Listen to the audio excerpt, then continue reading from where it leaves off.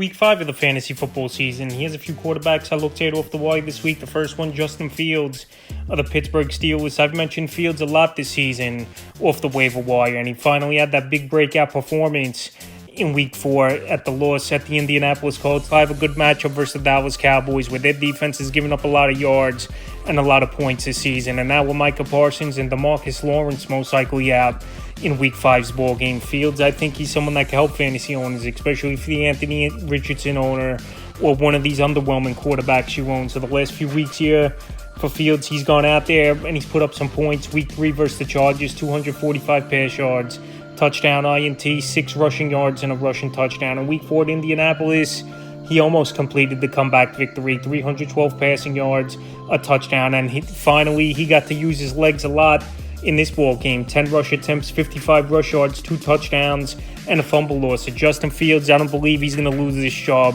I know that week to week it looks like over there in Pittsburgh who's going to be the quarterback, but Fields, he's not taking a lot of sacks this season. He's not really turning over the football. And him and George Pickens really have a good rapport going, and Pat Freiermuth in this game. So right now, well, he's available in 69% of fantasy leagues. I definitely would give a Fields an ad this week. Like I said, there's not a lot of great quarterbacks this season in fantasy football.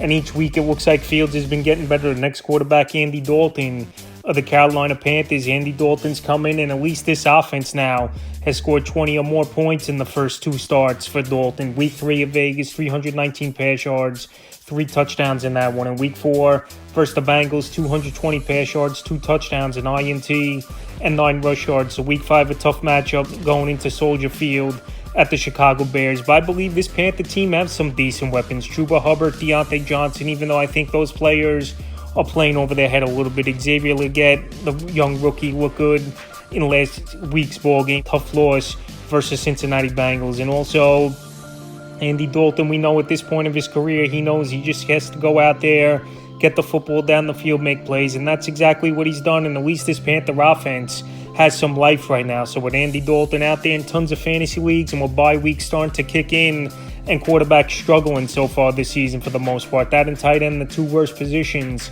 in fantasy football, he's out there in 86% of fantasy leagues. And the third and final quarterback I look to get off the wire, it's been a light week on the wire this week's Joe Flacco of the Indianapolis Colts. Joe Flacco, he came in. Anthony Richardson left immediately with a hip injury after taking a second hit after getting shooken up on the ribs earlier in the game. Available in 99% of fantasy leagues. And we saw Joe Flacco last season go out there and lead the Cleveland Browns to the playoffs. Flacco came in Week 4's ball game in the victory versus a good Steelers defense, 168 pass yards and 2 touchdowns. And we know this Colt team, they have some good weapons. Michael Pittman, he finally came alive in this one, over 100 yards. Josh Downs, Donnie Mitchell in this receiving core, Alec Pierce, and then in the backfield, Jonathan Taylor. Hopefully he's all right after we saw him getting that ankle taped up. So Flacco, we know Flacco's a veteran, and he's going to get that football down the field to make plays, just like we've seen with Andy Dalton the first few weeks since he's back in the starting line for Carolina. So Joe Flacco in deeper leagues, 2 quarterback leagues, definitely an ad this week. If Anthony Richardson is going to be out, now his status for Week 5 is up in the air.